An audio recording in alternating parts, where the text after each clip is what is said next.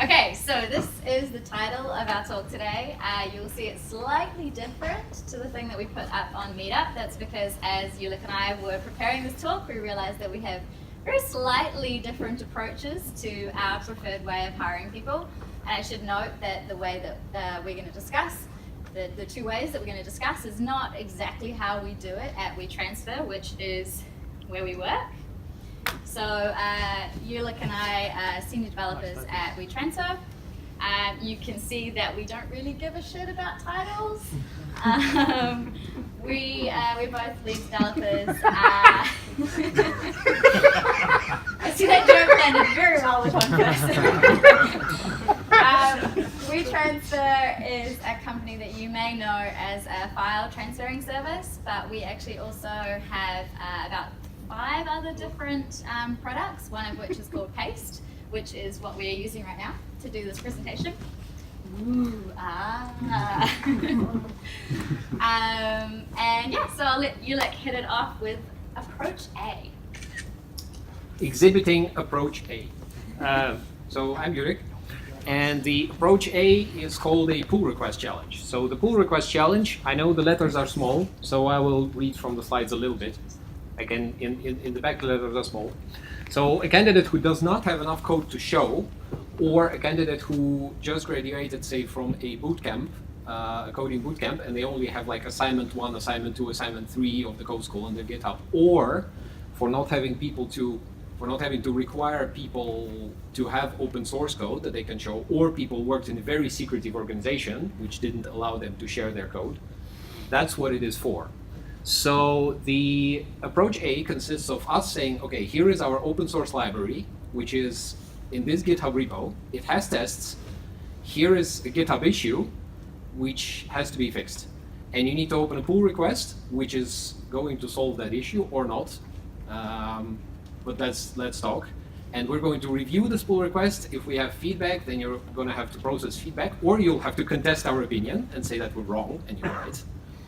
And that in theory would allow us to find out things.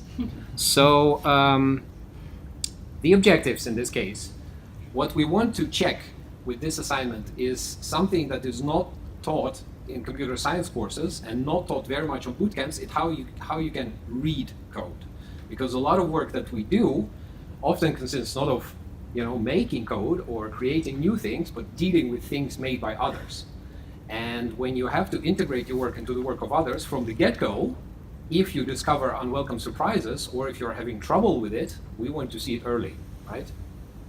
How you can match sort of the spirit or the code style or the setup of the thing that you are making pull request for, that's also important because it's all in front of your eyes. You can see everything like the the commit history, you can see the comments, the absence of comments, you can see what's public, what's private. It's like you can make your own decisions, that your work is going to be in the open in a probably unfinished form. That's also really important because that's actually kind of a difficult thing. When you develop something, very often it's not done for some time. And people are going to be looking at it and they're going to have opinions. Now, if you have problems with people looking at your unfinished work and having opinions, if you get hurt very quickly, or if you just don't feel comfortable with the idea, then maybe we want to discover that earlier than otherwise, better early than late. And how you handle code review. Like, for example, if we make a suggestion, do you say, oh no, that's stupid, I'm just not going to do it, or you just do it without saying anything, which might mean that you're actually doing it, but sort of begrudgingly, like, yeah, I just want this change, I'll just do it. Or you say, no, actually, that's not a very good suggestion because X, Y, Z, so you're kind of trying to open a conversation. And also, we do an assessment of technical skills without having to do like balance a red-black tree on a whiteboard, or a black-white tree on a red board, or any of that kind of stuff. And to sort of explain where this approach comes from a little bit, so I'm not, I didn't study computer science. I didn't do mathematics Olympiads in Eastern Europe. I come from art schools, and in art schools, the way things work is at the end of the semester or at the end of the month, everybody in the class brings their work, hangs it on the wall, and then there are conversations. And it can be painful, okay? But it's something you get conditioned to from the beginning. So additional things that can suddenly emerge during that process are, for example, if a candidate says, you know, I think this library is kind of nice, but I actually think you should totally rebuild this part like this. And then, for example, there was one guy who actually said, you know, I think you should rebuild this like this and like this. And oh, by the way, here's the ER diagram how the new class structure could be. You know, if the candidate debates the merits of the stack, tries to prove to you that it's bad. So, for example, there was a guy who came and who said, first we spent like 40 minutes him trying to convince me that prototypal inheritance is the best thing ever. And then he sort of switched the subject and said, but you know, actually Elixir is this new thing. And you know, actually everything should be Elixir. And then we were like, okay, so here's our library. This is the very small part of it. You know, take it and make a rewrite in Elixir. Which brings us to kind of the benefits. So the benefits for the candidate, they can sort of understand what is the way our code looks like. Because you won't necessarily show the candidate your product immediately. You will not say, okay, oh, by the way, here's our Rails monolith, which is 10 years old, and this is what you're going to be working on, and for this there are no tests, and you know, a CRI run takes that many hours, and they were like, no. Like how people deal with feedback, contributing to an open source thing, because when they open a pull request, this pull request stays on GitHub for everyone to see, and if you apply somewhere else, when they tell you, oh, and for example, if they go to Framer and they say, well, and they say, oh, show us some code that you wrote, they can say, so here you look at this. So they asked me to do this thing, and that's what I've done. And some employers where people work currently, they don't allow this sort of thing. Everything you write is of the employer in the private, in a private GitLab repo. Expanding the portfolio of work. Because, like recently, it became apparent that it's not fair to expect people to have a portfolio of work, right? So we give you an opportunity to create a little small piece for your portfolio of work that you can show and share. And it's not spec work and it's not throwaway work. That's an important part. So that's not like we say, okay, our stack is Ruby on Rails, so please write us a social network for cats with 4 controllers in Ruby on Rails and put it in a GitHub repository, and we're going to take a look, you know. But it's actually usable, actionable code that will probably run on our products and on products of other people, because some people already use our libraries that those pull requests are on.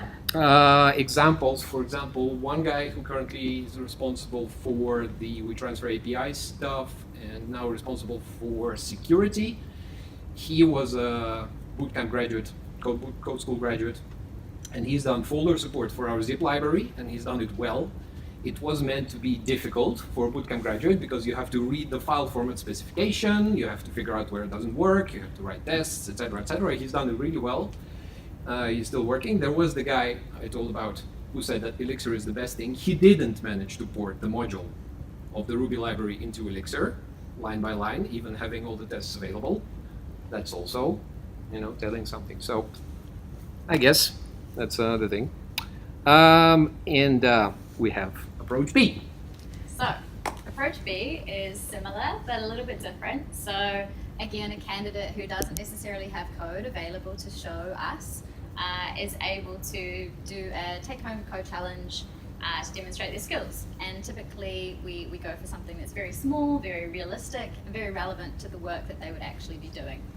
The assignment is then discussed in a technical interview, and an addition or a problem fix is suggested by one of our developers, and then that developer pair programs with the candidate to create that fix of that problem or that additional feature. So objectives here, assess their technical skills in a realistic situation. So again, on a task it's very similar to what they might be working on when they joined the company. It gives the candidate the ability to pick the tools and approach that they're most comfortable with, rather than getting them to sit down in the technical interview and say, hey, here's a laptop that's not set up how you want it to be set up whatsoever. Here's a language that maybe you've got very little experience in, and here's a particular thing that we want you to do that you've never done before. It gives people familiarity with the code base.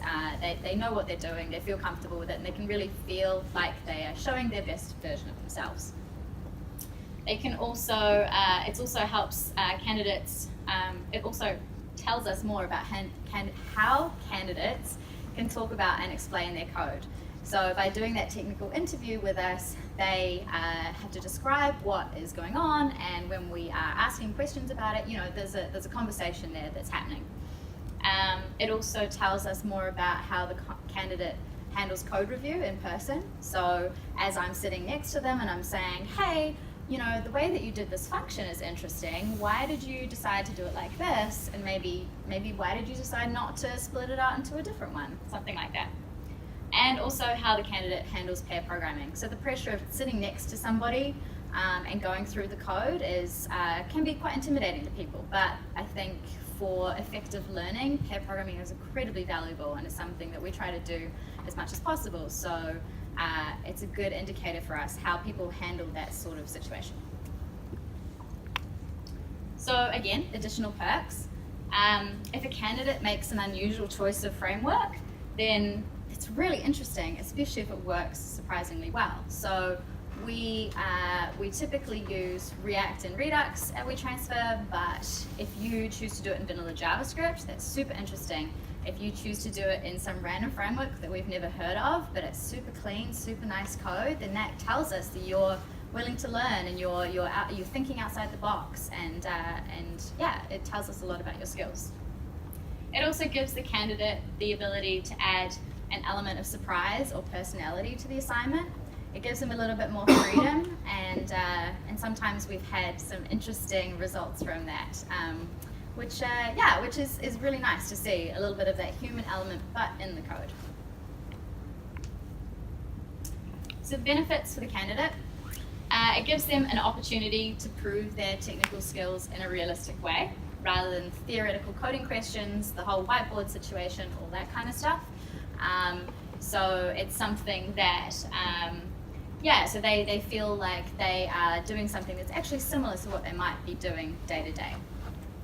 It gives them the ability to prove their skills in a way that they're most comfortable with. For instance, not on a whiteboard, at home, with their own computer. It gives them a chance to experience what working with developers at the company might actually be like, what that pair programming sort of situation might actually be like, which is incredibly valuable, I think, for candidates to see what they might be getting themselves into, and what the kind of features that you might work on might actually look like. So especially from a front-end perspective, this is really useful when somebody can see, okay, this is the sort of style guide that I'm going to be working with. This is maybe the sort of features that I might be building, the components that I might be building. And so an example that I had was, I had a candidate once whose code, his pull request that he created for this code challenge was pretty good quality.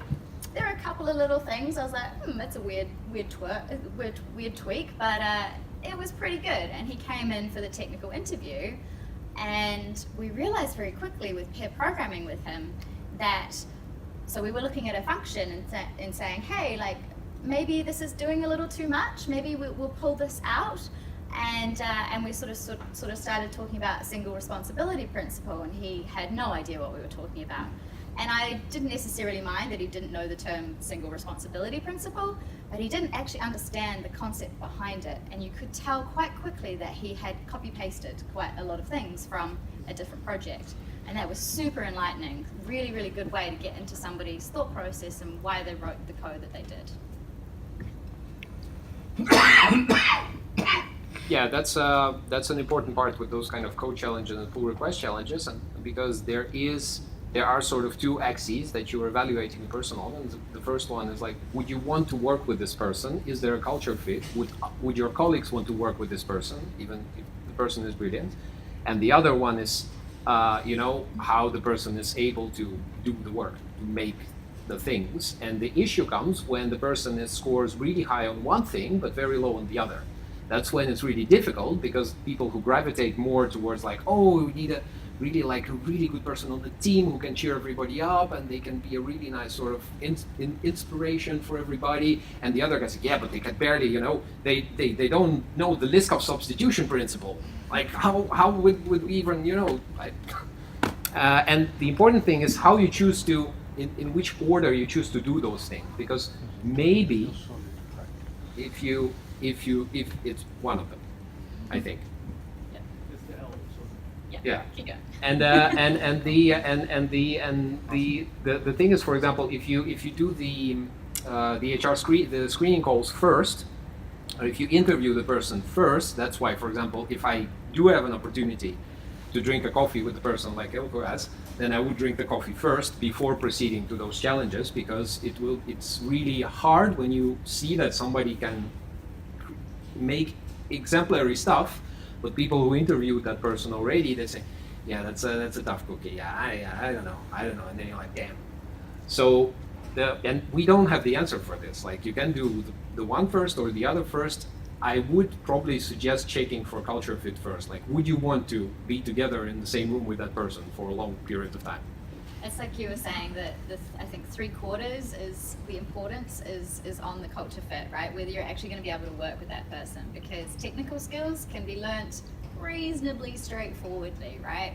Whereas human skills are much more difficult, and so it's much easier to filter someone out on the culture fit first and then worry about the technical stuff. Also because the technical stuff usually takes a lot more time and energy from both the candidate and from the interviewers. And there is the drama, the drama component. So both of these can be very intimidating to people. For example, if you just finished a code school and you are asked to make something, or you have been working in a corporate environment where, like, looking at each other's code is just not done. You were just the only person, automating things, and then you're suddenly like, oh, so you're going to open a pull request on the internet and everybody can see it. Sometimes it's really like, oh man. Doing a code challenge, well, we had a very long debate yesterday about it, but we came to the conclusion that it is kind of throwaway work, because, like, you're not going to take a React component made for that challenge and put it inside of your working product right away. Whereas so that's a thing, I guess. Having people do work for free. Which is my point, my argument against Ulick's PR challenge, is that having people do work for free also sucks. So if I, as a candidate, am going to do a PR into an open source project, and I can see that the company is going to potentially profit off my work, then that is also not great. However, I also agree that doing a code challenge being throwaway work is kind of sucky as well. So, yeah. What job pays for it?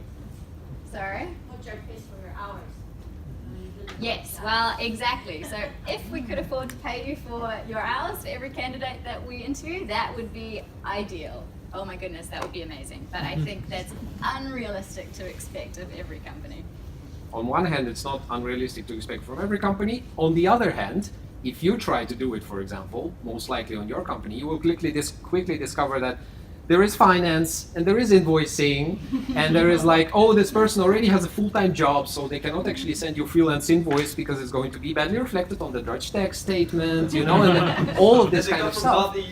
Yes, So strictly speaking, it does seem that it's not that much a question of having the money to do it, because it wouldn't cost you that much money. But it's the question of the bureaucracy that you have to move to make it happen, right? Then we have some other nice items. No guardrails on the time commitment for either of the two approaches. So we tell people, like, take as much time as you like, but we don't include much limit in the sense when those people become kind of obsessed with the assignment, and they spend an incredible amount of time on it, and they work themselves to death, and, for example, they produce something that is not really up to snuff. Or, like, we usually say, like, we expect this to take that much time, like that we've done with the pull request. We expect this to take that much of your time, and it's going to be probably difficult, more difficult than you expect. If it takes more than that much time, then please let us know. But then again, you are sort of putting the responsibility with the candidate to let you know, like, I'm not managing. That's a hard thing to say. Then the next one. Yeah, and then the next one is that it does tend to confirm your biases towards candidates that favor choices that are consistent with yours, right? So if people are making a pull request into your code base, or they're creating a component that's something that you might actually be using at your company, you're gonna probably favor the people who are coding like you code. And there are ups and downs to this, right? Because it is also important that everybody does have a sort of consistent style and understanding in a company, I think, but also challenging the status quo is important. So there's a bit of a balance here. It's a risk with both of these approaches. Yeah, it's easy to get carried away with, like for example, we had an example where somebody got a code challenge. It was way back in the day, and they've done a code challenge for an iOS developer position. And then we were discussing this after some time, and then the guy who was looking at the challenge, he said, I'm really torn about this code challenge because, this guy is so good and he's done such a good work. Damn, I hate reactive Cocoa. I would never develop in reactive Cocoa. It's the most horrible thing in the world.